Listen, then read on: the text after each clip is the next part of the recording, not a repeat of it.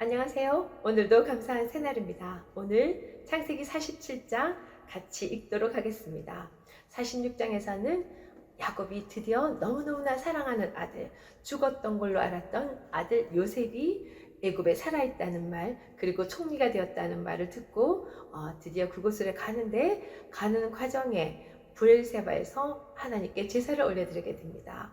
만나러 가는 기쁨은 있지만 약속의 땅 가나안 땅을 떠나는 불안함과 하나님께서 그것을 기쁘게 생각하시는지에 대한 두려움이 있었던 건 거죠. 그렇게 제사를 지내고 하나님께서 직접 나타나셔서 야곱에게 이야기를 합니다. 너가 애굽으로 내려가고, 그렇지만 너를 반드시 다시 인도해서 약속의 땅으로 돌아오게 해주겠다는 그런 말씀을 듣고 이제 기쁜 마음으로 모든 식설들을 데리고 야곱이 요셉이 있는 곳으로 갑니다. 그런데 그것에 바로 애굽의 땅에서 중심으로 들어가지 않고요, 고센 땅에서 머물고 기다립니다. 그런데 그 요셉의 계획이 있었던 건 거죠. 가족들이 오면은 애굽의 중심지에 사는 것이 아니라 좀 외곽인 가나안과 제일 가까운 땅, 고센 땅에 머물게 하는 게 좋겠다. 그리고 그 이유는 애굽의 여러 가지들에 물들지 않은 그런 구별된 땅이고 지역이고, 또한 목축업을 해왔던 그들에게 맞는 땅이기라는 생각도 했던 것 같아요. 그래서 미리 형들과 아버지에게 그런 계획을 이야기하고 대답을 준비하게 합니다. 그리고 12지파 이름이 쭉 나오죠. 자, 이번에 47장에서 어떤 이야기들이 나오는지 같이 읽어보도록 하겠습니다. 창세기 47장. 요셉이 바로에게 가서 고하여 이르되 내 아버지와 내 형들과 그들의 양과 소와 모든 소유가 가나안 땅에서 와서 고센 땅에 있나이다 하고, 그의 형들 중 5을 택하여 바로에게 보이니 바로가 요셉의 형들에게 묻되 너희 생업이 무엇이냐? 그들이 바로에게 대답하되 종들은 목자이온데 우리와 선조가 다 그러하니이다 하고, 그들이 또 바로에게 구하되 가나안 땅에 기근이 심하여 종들의 양떼를 칠 곳이 없기로 종들이 이곳에 거류하고자 왔사오니 원하건대 종들로 고센 땅에 살게 하소서. 바로가 요셉에게 말하이르되 내 아버지와 형들이 내게 왔은즉 애굽 땅이 너 앞에 있으니 땅의 좋은 곳에 너의 아버지와 너의 형들이 거주하게 하되 그들이 고센 땅에 거주하고 그들 중에 능력 있는 자가 있거든 그들로 내 가축을 관리하게 하라. 요셉이 자기 아버지 야곱을 인도하여 바로 앞에 서게 하니 야곱이 바로에게 축복하며 바로가 야곱에게 묻되 너의 나이가 얼마냐?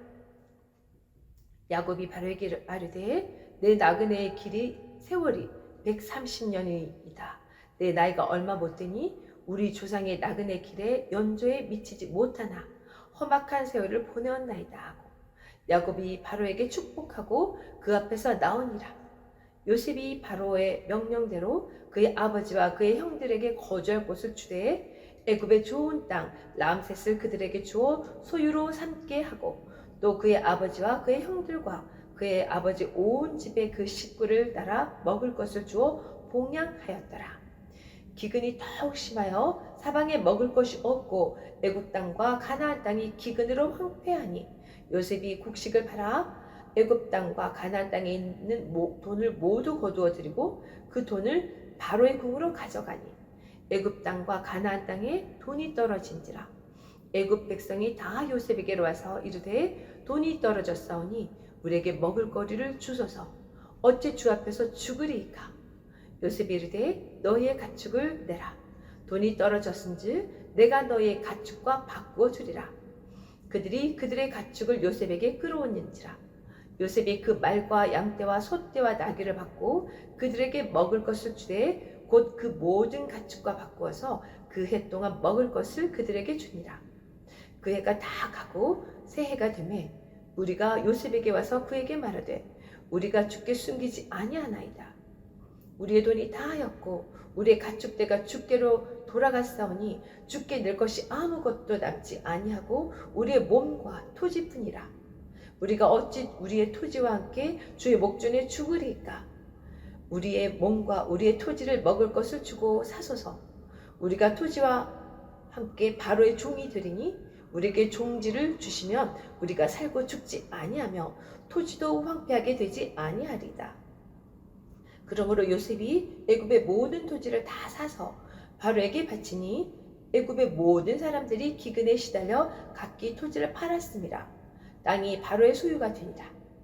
요셉이 애굽 땅 이 끝에서 저 끝까지 백성을 성읍들에 옮겼으나 제자들의 토지는 사지 아니하였으니 제사장들은 바로에게서 녹을 받음이라.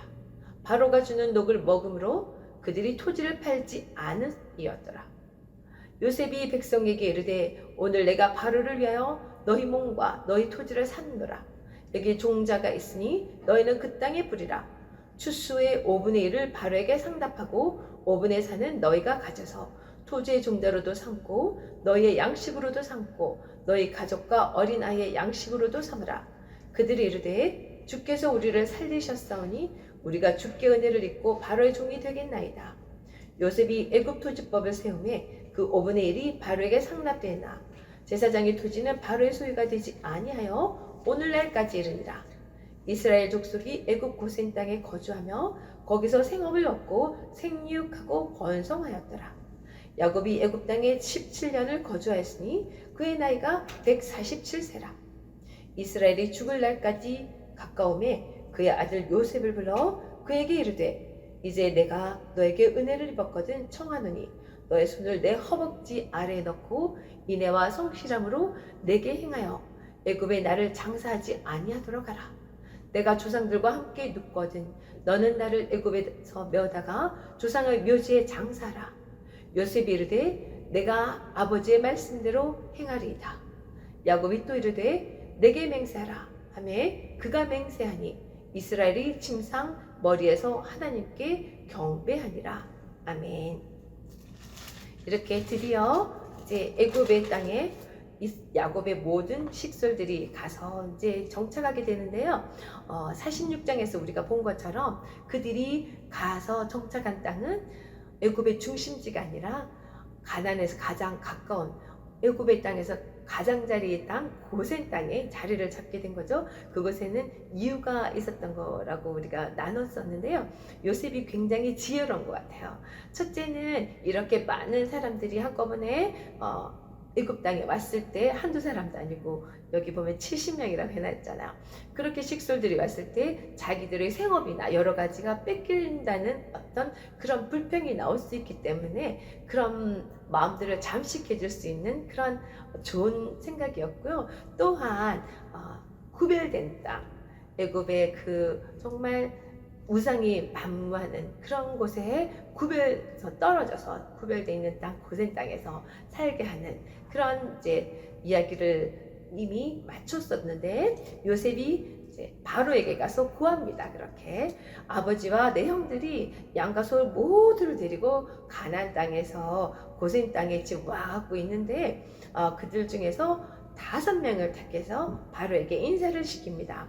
애굽에서는 5이라는 숫자가 굉장히 좋아하는 숫자이고 특별한 의미가 있는 숫자인 것 같습니다. 그래서 요셉이 처음에 그 형제들이 다 왔을 때 사랑하는 베냐민에게 다른 자들보다 5배나 많이 줬다는 그런 5라는 글자가 그때 우리가 발견할 수 있었는데요. 여기서도 보면은 그 형들이 여러 명 있는 중에서 5명을 택해서 이렇게 갔다고 하네요. 가서 바로에게 소개를 했는데 그때 바로에게 이렇게 미리 이야기를 합니다. 이 형들은 조상 대대로 목자로서 그 생업을 유지한 자들이다. 그런데 가나안의 땅이 너무 기근이 심해서 양들 칠 곳이 없어서 이곳에 왔다. 이렇게 이야기를 합니다. 근데 바로가 그 말을 기쁘게 듣습니다. 일단은 많은 식솔들이 왔지만 그 땅에 많이 살고 있는 백성들의 그 생활에 지장을 주는 그런 직업을 가지고 있는 자들이 아니고 특히 지금 기근 때문에 바로에게 갑자기 많이 생긴 양과 소 이렇게 가축들이 있었습니다. 이들을 관리할 사람이 필요한데 애굽 땅에서는 이렇게 가축들을 관리하는 자들을 좀 터무시하고 안 좋은 직종으로 생각하고 있었기 때문에 정말 필요한 곳에 필요한 사람들이 오게 된 거라서 더더욱 기뻤을 거라는 생각도 합니다. 얼마나 요셉이 이렇게 지혜로운지요. 그래서 애굽의 왕인 바로가 이야기를 합니다. 6절에 보니까요. 애굽 땅이 너 앞에 있으니 땅의 좋은 곳에 너희 아버지와 너희 형들이 거주하게 하고 고센 땅, 그러니까 고센 땅도 굉장히 좋은 곳인 거죠. 목축업하기에 아주 풀이 많은 그런 좋은 곳인데 그곳에 거주하게 하고 그리고 나의 가축을 그들이 관리하게 하라. 정말 나라의 중책을 맡기는 거죠. 나라의 어떤 재산을 관리하는 그런 업종이 되는 건 거네요.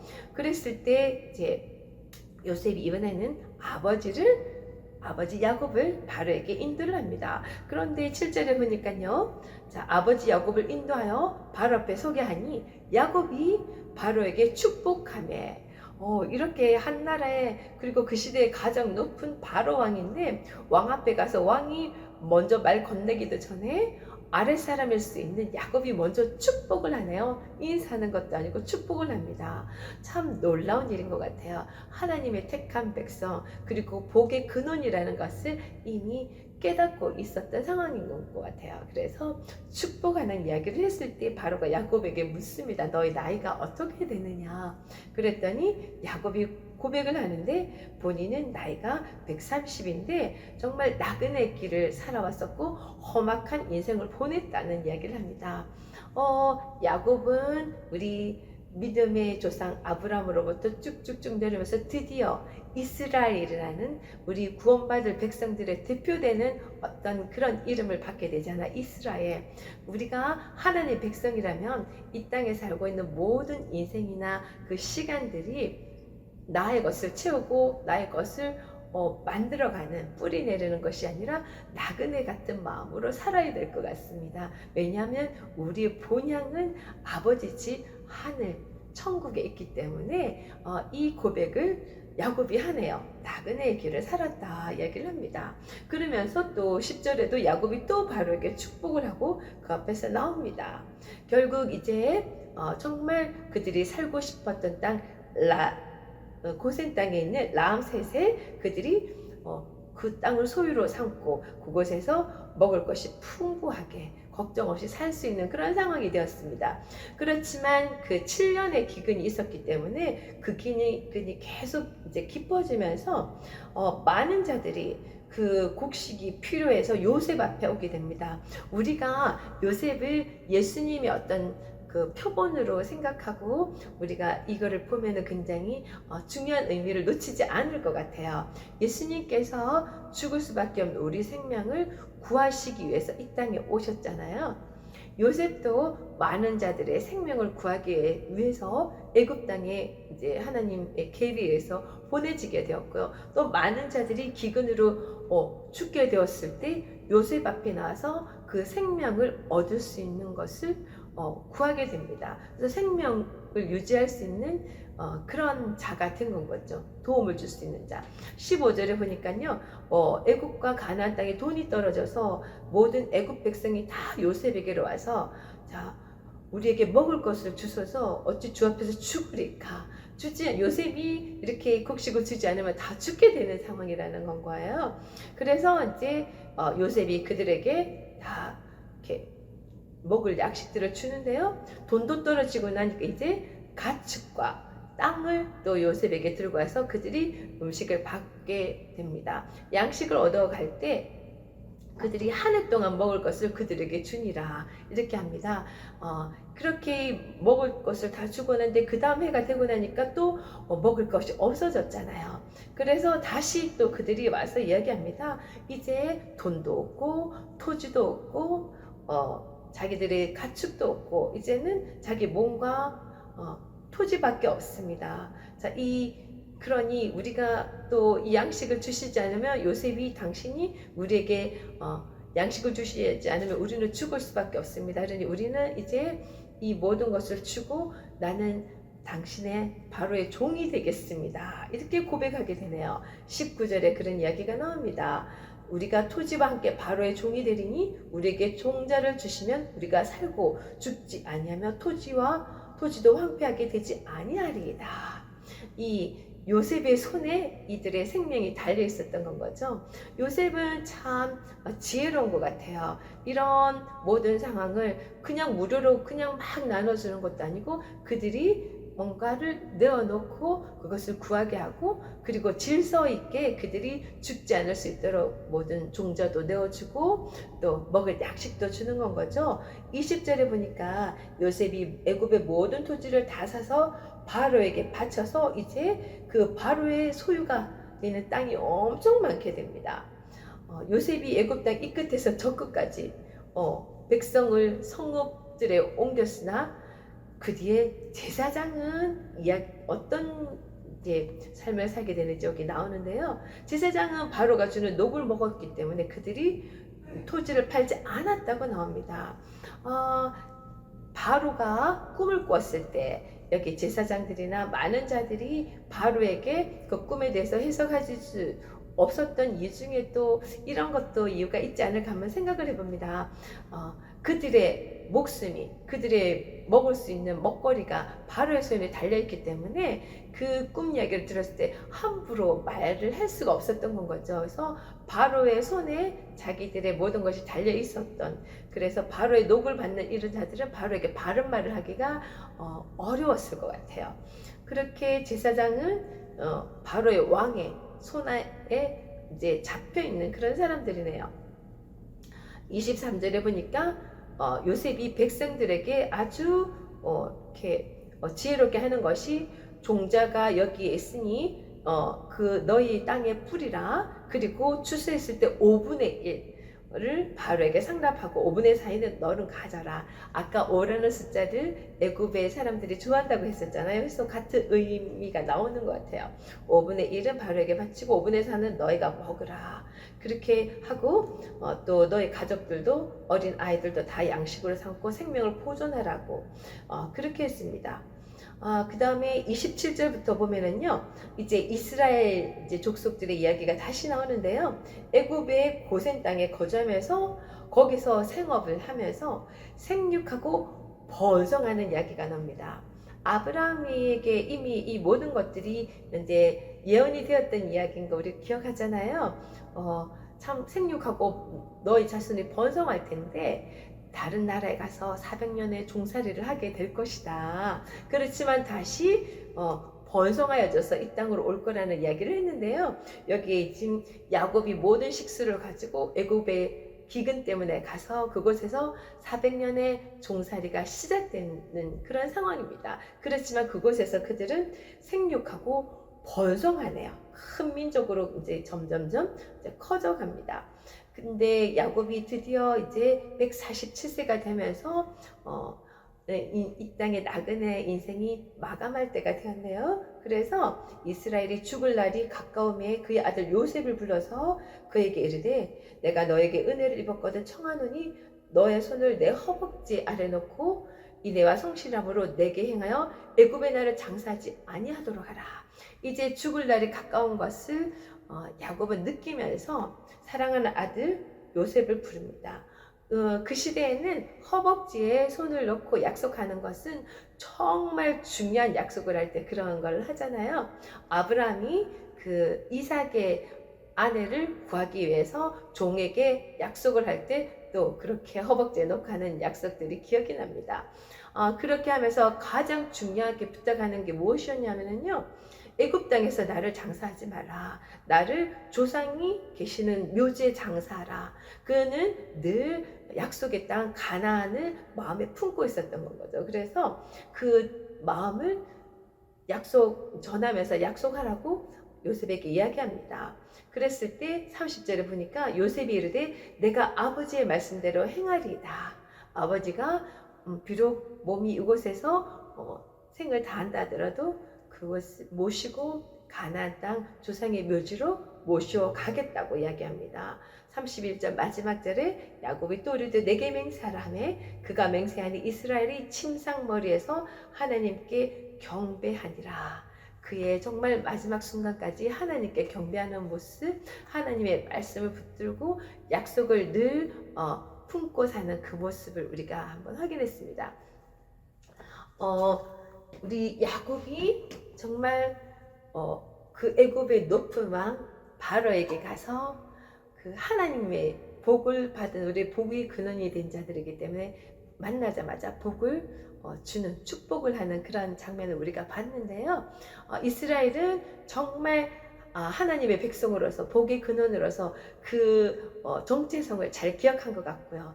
우리 이 땅에 살고 있는 우리 또한 그 믿음의 조상대로 그 말씀을 붙들고 우리 또한 복의 근원으로서 하나님의 약속이 무엇인지 기억하며 이 세상에서 높고 낮은 그런 것을 떠나서 우리가 복을 전할 수 있고 축복해 줄 수 있는 그런 인생이 되었으면 좋겠습니다. 하나님께서 약속하신 복, 우리 하나님의 약속 찬양 올려드리겠습니다.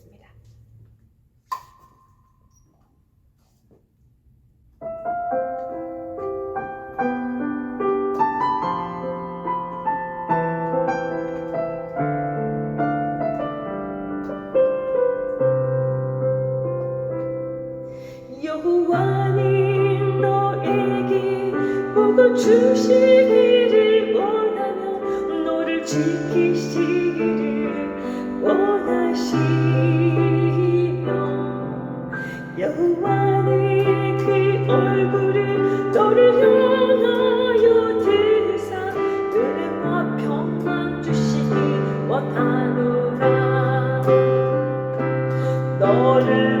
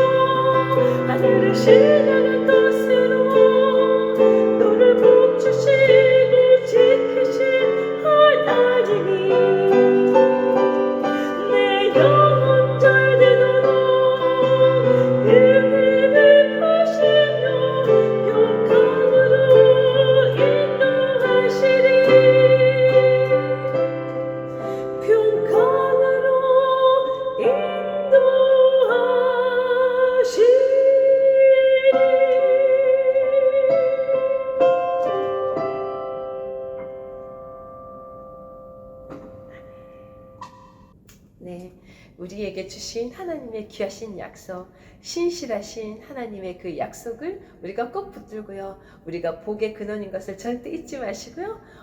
세상에 나가서 하나님의 복을 늘 전하고 어떤 이에게든 이 축복할 수 있는 그 축복권이 있다는 것을 아시고 많이 사용하시기를 응원합니다.